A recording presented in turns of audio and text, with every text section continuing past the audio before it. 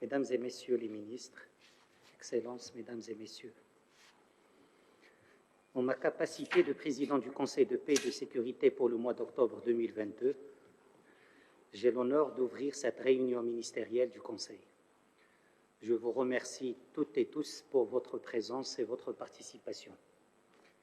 Notre réunion aujourd'hui est consacrée à une thématique de toute première importance, le lien entre dérèglement climatique, paix et sécurité, construire la résilience et l'adaptation pour une sécurité alimentaire dans les États insulaires africains vers la COP27.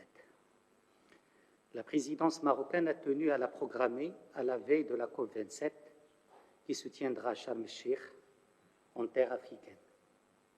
Il nous a paru qu'il y a là un momentum à saisir et je suis certain que nous partageons tous ce constat. Notre réunion a pour objectif d'échanger sur les corrélations entre les changements climatiques, la paix et la sécurité en Afrique. Et nous ferons un focus particulier sur la sécurité alimentaire au niveau continental et spécifiquement dans les pays insulaires africains. Notre souhait est que les différentes interventions abordent les efforts de lutte engagés au niveau national, régional et international pour faire face aux défis du dérèglement climatique dans un contexte international et continental marqué par le stress hydrique, le réchauffement climatique et la pression sans précédent sur les ressources alimentaires et énergétiques mondiales. Nous souhaitons aussi écouter les différents intervenants sur les meilleures mesures pour optimiser et ajuster nos approches de lutte et de prévention pour créer les conditions nécessaires d'adaptation et de résilience des économies africaines face au changement climatique. Un vaste programme donc que nous devons cerner dans un temps limité malheureusement, entre 2 heures et 2 heures et demie, et j'invite respectueusement les orateurs à observer les limites de temps imparties afin que nous puissions tous écouter un maximum d'interventions.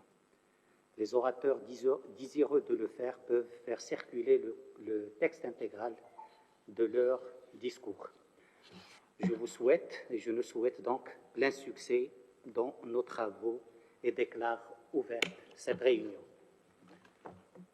Je voudrais vous soumettre pour adoption le projet d'ordre du jour de notre réunion figurant dans le document PSC/PR/DA 1114.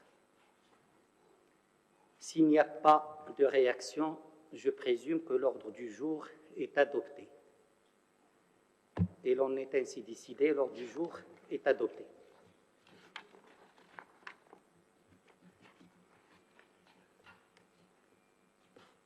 Au titre du point 3 de notre ordre du jour, je vous propose d'organiser les travaux sur ce point en 2 temps.